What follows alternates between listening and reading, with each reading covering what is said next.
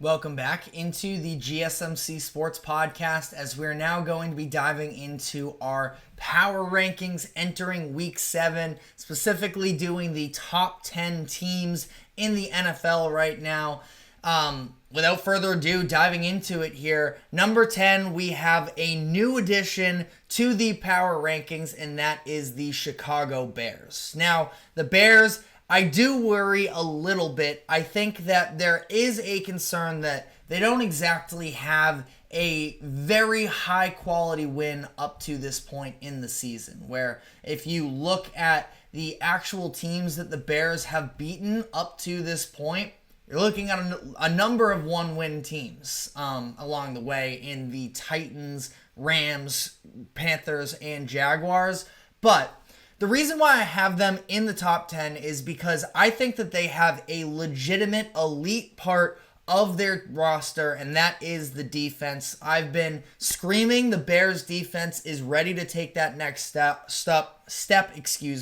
all off season, and up to this point, they have proven me right. I think that they have an extremely talented secondary with a number of young pieces that are really coming into their own. On the front line as well, you have impact players that don't necessarily get talked about a bunch. I'm specifically looking at Andrew Billings for that, but even in their front seven as well, I mean, their linebacker combination as well with TJ Edwards and Tremaine Edmonds, I think is an excellent duo there as well. And Caleb Williams up to this point has been improving on a week-to-week basis. Now, has part of that been because they haven't exactly faced elite defenses up to this point in the season? Probably.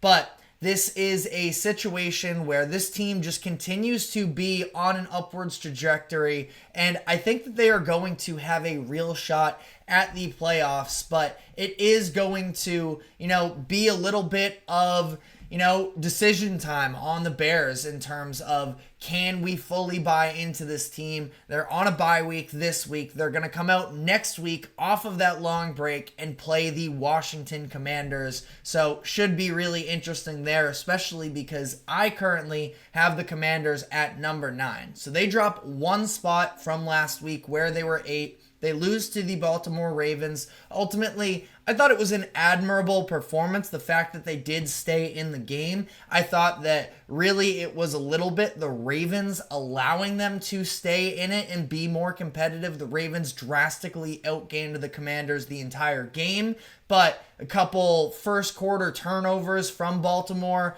ultimately is what did them in, I mean, they still won the game, but it was more so the fact that the Ravens could have jumped out to a much more significant lead and it wouldn't have looked quite as competitive at the end of it. But the Commanders are still a very good team at this point. I do continue to have concerns about their defense, which is part of the reason why they did drop that one spot, as they really didn't do all much of anything to really convince me otherwise this past weekend. And Jaden Daniels is still incredibly fun to watch and incredibly mature for where he is currently at this point. I know that he was maybe a little bit more pro-ready with all of his college experience, but he has continued to impress, and the Commanders currently in the front seat for that NFC East division. They are the number 1 team in their division as of this point. They're the number 9 team in the NFL entering Week 7, in my opinion. Number 8, I have the Buffalo Bills. So they did move up one spot over the Commanders. They flip-flopped. A lot of people down on the Bills because of a weird Monday Night Football game that, truthfully, the Bills, you can make a great argument, and I probably did make it earlier this week, that, the Jets probably should have won that Monday Night Football game had they been able to execute better down the stretch, and specifically with the kicking woes that they were experiencing last weekend.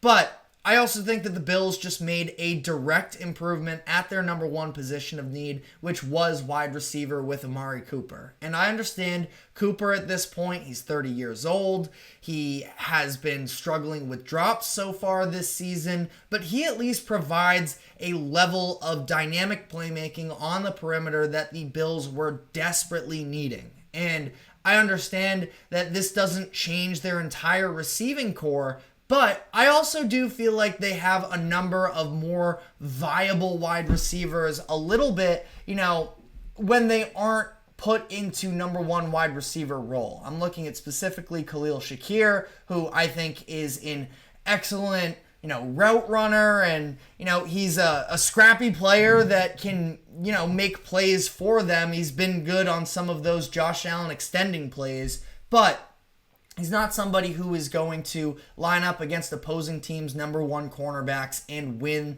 those battles on a regular basis. And then Keon Coleman, another player where up to this point, I think it's pretty fair to say that he's more of the home run hitting type of player. I think that there's still a lot of room to grow, and I'm into the upside of Keon Coleman, but I didn't think that he was going to necessarily be an instant impact rookie, and he really hasn't been up to this point. So I think that Amari Cooper sliding in here is going to be massive for the Bills, who are 4-2 right now. I would say, about as comfortably as you can be in position for number one in the AFC East. And I've been such a huge fan of their defense up to this point in the year. We talked about it earlier in the week, so I won't harp on it too much, but I've been very impressed with what they've done on that side of the football field as well.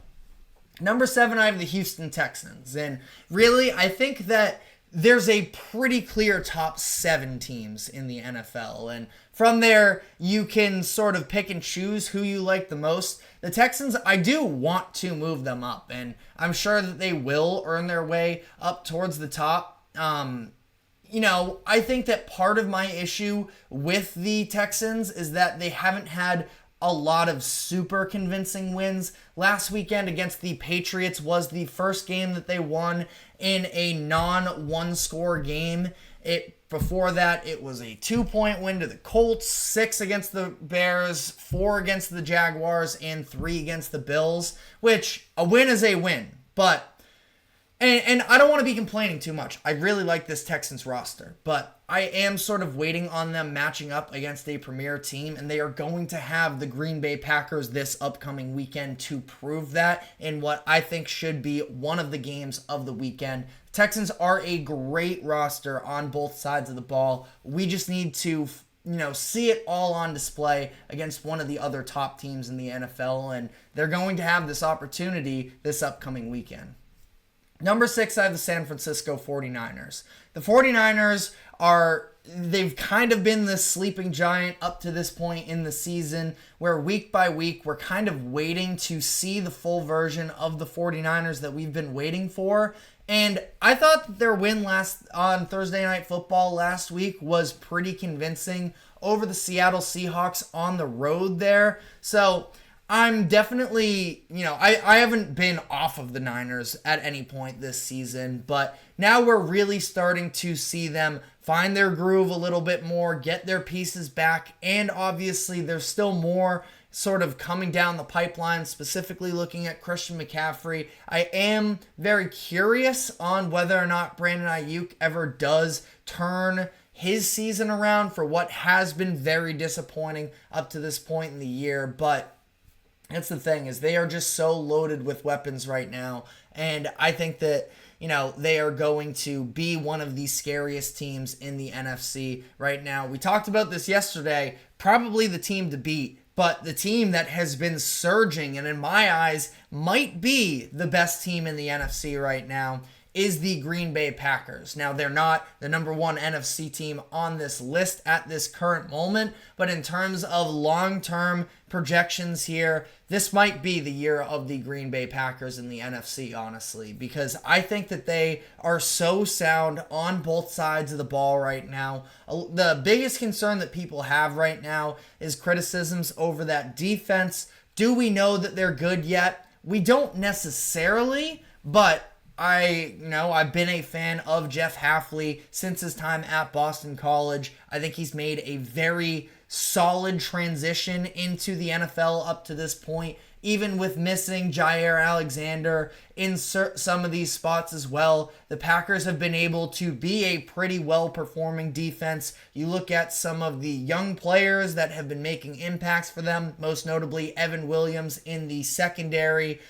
I think that this is a Packers team that, is very fundamentally sound on both sides of the ball. I do think that Jordan Love and Matt LaFleur are going to be able to sort of rectify some of the brief issues that came up in the playoffs. My number one question with the Packers at this point is, can we rely on their kicking situation? They just cut Braden Naverson, their kicker, for the first few weeks of the season. I didn't think he was going to make it past that Vikings game. He does, but only for, a few weeks after that as well. Now they bring in Brandon McManus, who is definitely an older version of himself, but somebody that's at least, been in the NFL now for over a decade. Of course, most notably, was the kicker for the Broncos during their Super Bowl winning year in 2015. So should be interesting to monitor there. I think the Packers are on great pace right now, though, to really establish themselves as one of the top teams in the NFL for this season and potentially for years to come, as they are also still one of the younger teams in the league. Number 4, I have the Baltimore Ravens. Another situation where I think that the Ravens have a great chance probably after this weekend to crack the top 3. It's just a matter of, it's hard to look past what the teams in front of them have done up to this point, but the Ravens winning 4 straight games, establishing the run attack the way that they have, has just been, an entire lifesaver really for this Ravens season. And I never really was all that worried about them in the first place anyways. Yeah, maybe the offensive line was dealing with some issues. I still don't love what I've seen from their pass defense up to this point in the season, but I do think that the Ravens are pretty clearly one of the top contenders in the AFC, probably the single biggest threat to the Chiefs up to this point in the year, and, a great bet for winning the Super Bowl as well. Sure, there's the whole Lamar playoff conversation that will eventually be had once we get to that point in the season, but right now, in Week 7, the Ravens are cruising.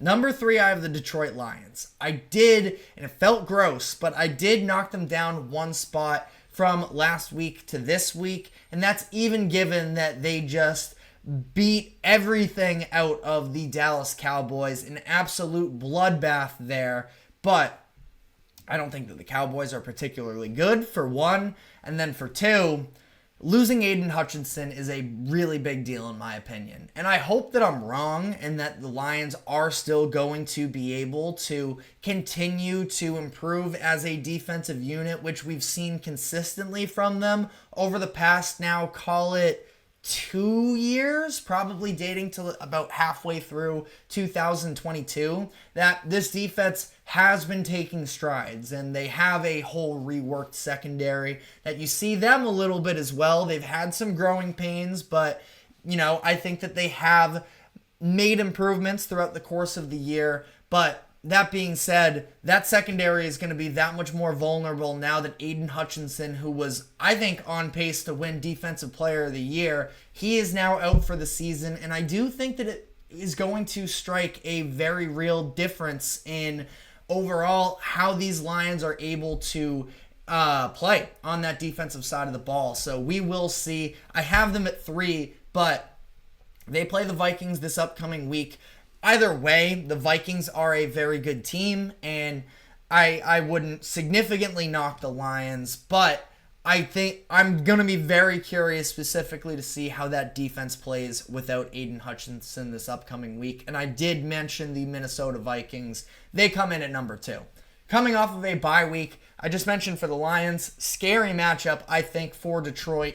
Vikings now with a little bit of momentum coming for them, coming off of a bye week here. They are at home against a division rival, and this is a huge prove-it spot for the Vikings, where I think that the majority of NFL fans at this point are in on the Vikings. And, I maybe have some doubts with Sam Darnold ultimately in terms of, once we get into playoff settings, once He has to face more difficult defenses. What's that going to look like? Are we going to see some of the regression into the bad habits that did surround him when he was in New York? That's a whole separate conversation right now. He's been very, very good up to this point in the year, and the Vikings are, again, one of the most complete rosters in the NFL. It's hard to pick to certain areas that are discouraging for them, I guess. And I don't even want to go down that route right now of sort of nitpicking with this Vikings team. This is just about them continuing to have the level of success that they have up to this point in the year. They have an extremely difficult test ahead for them, facing up against that Lions offense. I think that Brian Flores has done an excellent job in Minnesota these past 2 years, but part of the reason why they've been such a blitz-heavy team is because in past seasons, they have been susceptible through the air, and that's going to be in a situation here where obviously the Lions' number one priority is to establish the run, but what happens once they do start airing it out as well, we will see with the Minnesota Vikings. And then number one, not much of a surprise here, is the Kansas City Chiefs. You are more than free to make the argument that if it weren't for the refs or certain things that happened, the Chiefs wouldn't be undefeated, but we try to avoid playing hypotheticals here on the GSMC Sports Podcast. And honestly, it's not just that the Chiefs are undefeated. It's that I do think that there's been a lot of positives for them this season, where even after losing L'Jarius Sneed, their defense has still been very well performing. 25 points is the most points that they've allowed in a single game. Against the Ravens and the Bengals are the only two teams they've allowed 20 points against. Both pretty good offenses on the other side as well. So they continue. Steve Spagnuolo, maybe the best defensive coordinator in the NFL. Offensively, they lose Isaiah Pacheco and they lose Rashee Rice, and really has not caught up to them up to this point. Travis Kelce, maybe he just had to wake up knowing that he was going to be counted on more now during the regular season. So he's been, taking strides. Xavier Worthy is still at least an interesting gadget guy. I still do feel like they are without a true legitimate wide receiver one, but that's also where Kelce does make up some of that difference. And then Kareem Hunt has done everything that the Chiefs have needed out of him up to this point. I give Isaiah Pacheco a ton of credit. He is one of my favorite running backs in the league to watch, but I think the fact that the run game really hasn't taken a hit up to this point since losing Pacheco is a huge statement about what the Chiefs have on the interior of their offensive line. They can move bodies, those middle three between Tooney, Humphrey, and Trey Smith. All three of them are, Pro Bowl caliber, if not better players. And the Chiefs are still one of the best rosters in the NFL, and they're undefeated. They've won back-to-back Super Bowls. They have to be number one, at least until they lose or something drastic occurs. So let me know what your thoughts are in the comment section on my rankings. We are going to be taking another break here as we remain on the NFL, and I want to dive into the news that Tom Brady has been approved as a minority owner for the Las Vegas Raiders, which has a number of very interesting ripple effects, both on his ability to do his job as a color commentator and also some very interesting rumors about the role he might have for the Raiders and a certain legendary coach that might be in play to take over for Las Vegas after this season.